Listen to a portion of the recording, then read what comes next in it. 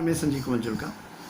तो आज मैं लेने जा रहा हूँ क्योंकि मैंने देखा है ईयर एंड क्लोजिंग की बात कर रहे थे हम, तो कैश फ्लो बनाना बड़ा मुश्किल होता है। अंडर अकाउंटिंग स्टैंडर्ड 3 हमें इनडायरेक्ट मेथड से बनाना होता है, तो जिसमें ऑपरेटिंग एक्टिविटी अलग दिखानी है, इन्वेस्टिंग अलग, फाइनेंसिंग अलग। तो कैसे बनाया जाए उसको मैं समझा रहा हूँ, और ऐसे समझा रहा हूँ कि मुश्किल से मुश्किल कैश फ्लो बनाया जा सकता है। और ये स्टूडेंट्स 12वीं क्लास में जिसमें कैश फ्लो आता है उनके लिए भी बहुत फ़ायदेमंद है। बड़े बड़े अकाउंटेंट जिन्हें बड़ी बड़ी कंपनियों के कैश फ्लो बनाने, उनके लिए भी फ़ायदेमंद। तो देखो, कैश फ्लो बनाने के लिए हमें 3 डिफरेंट एक्टिविटीज़ में कैश फ्लो दिखाना होता है।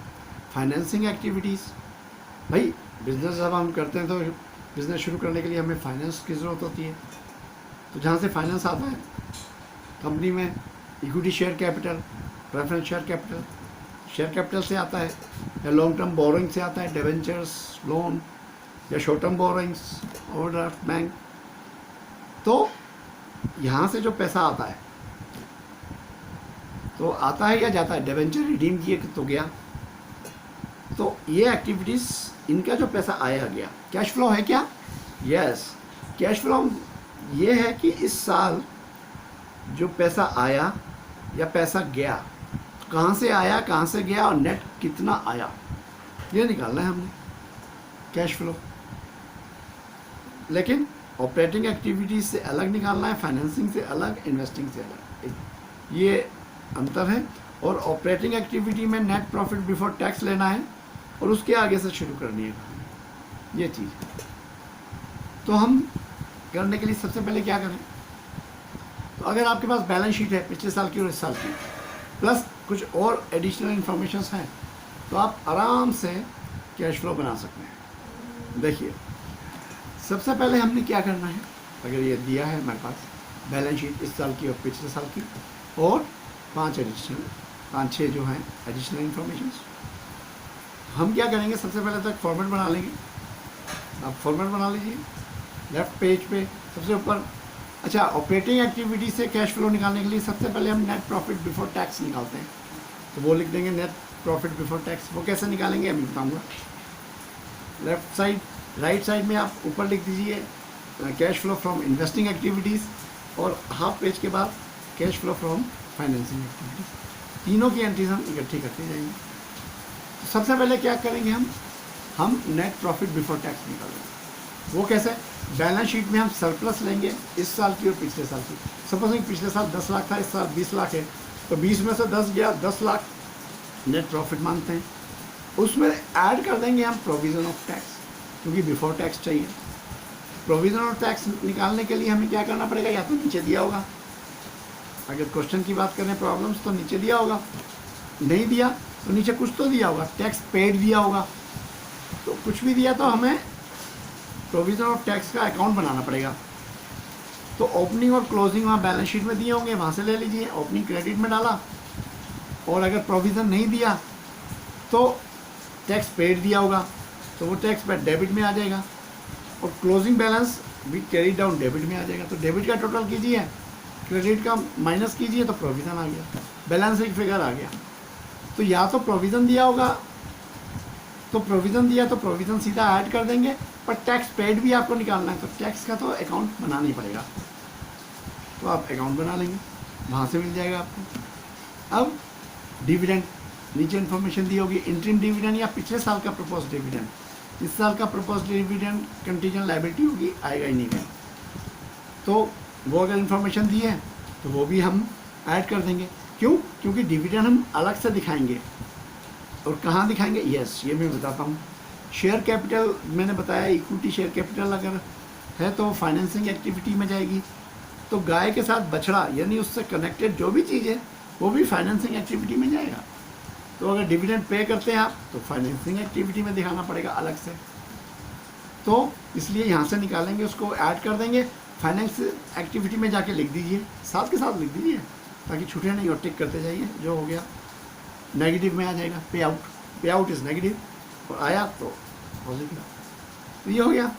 डिविडेंड भी ऐड कर दिया। फिर जनरल रिजर्व में अगर ट्रांसफ़र किया है तो वो कैसे पता चलेगा, डिफरेंस निकाल लीजिए इस साल का पिछले साल का जनरल रिजर्व का, अगर किया है तो वो भी ऐड कर दीजिए। तो आपका आ गया प्रॉफिट बिफोर टैक्स, तो वह आपने ऑपरेटिंग एक्टिविटी के सबसे ऊपर लिख दिया। उसके बाद आप बैलेंस शीट पकड़िए, एक एक आइटम को प्लस माइनस करते जाइए। शेयर कैपिटल वो सबसे ऊपर होगी, तो देखिए अगर पिछले साल सपोजिंग 20 लाख थी, इस साल 40 लाख हो गई, तो 20 लाख आई, शेयर कैपिटल आई तो मीन्स कैश आया। तो फाइनेंसिंग एक्टिविटी में आप 20 लाख पॉजिटिव दिखा देंगे और ऐसे फिर जाए टिक कर दीजिए उसे, हो गया। तो लॉन्ग टर्म बोरोइंग्स, डिबेंचर्स आए, 3 लाख थे, 6 लाख हो गए, 3 लाख आया, तो 3 लाख फाइनेंसिंग एक्टिविटी में दिखाना है, दिखा दिए। फटक से हमने वो बनाया हुआ है उसका सेक्शन, 3 लाख आया वहाँ दिखा दिए। हो सकता है डिबेंचर रिडीम हुआ है, गया 4 लाख थे, 3 लाख बचे, 1 लाख पे आउट में नेगेटिव दिखाएंगे फाइनेंसिंग एक्टिविटी में। शॉर्ट टर्म बोरोइंग्स, पहले कुछ भी नहीं था, इस पर 2 लाख का ओवरड्राफ्ट हो गया, 2 लाख आया, तो यहाँ पे फाइनेंसिंग एक्टिविटी में वो दिखा दीजिए। डिविडेंड आ गया। अब इंटरेस्ट, डिबेंचर पे आपने इंटरेस्ट दिया होगा अगेन, क्योंकि डिबेंचर फाइनेंसिंग एक्टिविटी में तो उसका बछड़ा इंटरेस्ट वो भी फाइनेंसिंग एक्टिविटी में दिखाना पड़ेगा। तो क्या करेंगे, प्रॉफिट एंड लॉस में ऑपरेटिंग एक्टिविटी में ऐड कर देंगे इंटरेस्ट को, वहाँ से हटा देंगे और यहाँ पे आउट नेगेटिव में दिखा देंगे फाइनेंसिंग एक्टिविटी। तो फाइनेंसिंग एक्टिविटी में generally share capital, long term borrowing, short term borrowings और डिविडेंड पे आउट या इंटरेस्ट पे आउट की एंट्री होगी।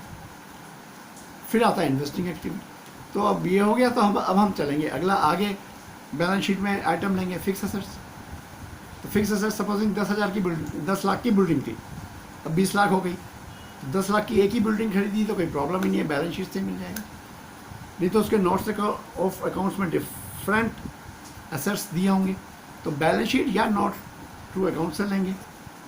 तो अगर तो सिर्फ 10 लाख की बिल्डिंग आई तो कोई प्रॉब्लम ही नहीं है, लेकिन ये भी हो सकता है कि 10 लाख से 20 लाख हुआ, 5 लाख की बिल्डिंग आपने बेची लेकिन 15 लाख की खरीदी, नेट इफेक्ट 10 लाख ही आया। तो ये इन्फॉर्मेशन आपको एडिशनल इन्फॉर्मेशन में लेनी होगी, वहाँ होंगी। तो आपने वहाँ बिल्डिंग के केस में आपको 4 चीज़ें निकालना बहुत ज़रूरी है फिक्स एसेट्स के केस में, कि फिक्स एसेट्स खरीदे गए, अब खरीदा तो मीन्स कैश आउट जा रहा है, माइनस में आएगा, तो अमाउंट कितना डिफरेंस से निकाल रहे हैं आप, या फिर उसका लेजर बनाएंगे। तो अमाउंट निकालेंगे, जो आपने जितने का खरीदा वो माइनस में आएगा, जितने का बिका वो अमाउंट निकालेंगे वो पॉजिटिव में आएगा, प्लस लॉस अगर सेल हुई तो लॉस और प्रॉफिट निकालेंगे, लॉस ऐड हो जाएगा ऑपरेटिंग एक्टिविटी में, प्रॉफिट माइनस हो जाएगा। तो फिक्स एसेट के केस में अगर डेप्रिसिएशन चार्ज हो रहा है तो वो भी निकालना है आपने, क्योंकि वो ऑपरेटिंग एक्टिविटी में ऐड होगा। तो आपने अगर ये सारी चीज़ें नहीं दी हैं तो बाकी 3 चीज़ें दी होंगी, एक चीज़ आपको बैलेंसिंग फिगर से निकालनी पड़ेगी।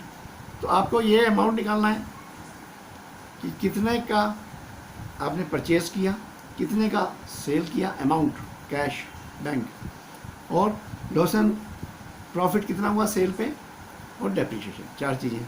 तो आप अकाउंट बना के निकालेंगे। ऐसे इन्वेस्टिंग एक्टिविटी, इन्वेस्टिंग का भी आपको अकाउंट बनाना पड़ेगा। 10 लाख से 20 लाख हुई, क्या बीच में बेचा भी, सपोजिंग एक बीच में 10,000 की आपकी इन्वेस्टमेंट थी, वो आपने 40% प्रॉफिट पे बेच दी, मतलब 10,000 की थी तो 40% प्रॉफिट मीन्स 4,000, 14,000 की बेची, अमाउंट आ गया आपके पास कितने की बेची, तो कितना पैसा आया, तो ये फाइन आप इन्वेस्टिंग एक्टिविटी में दिखा देंगे 14,000 आया।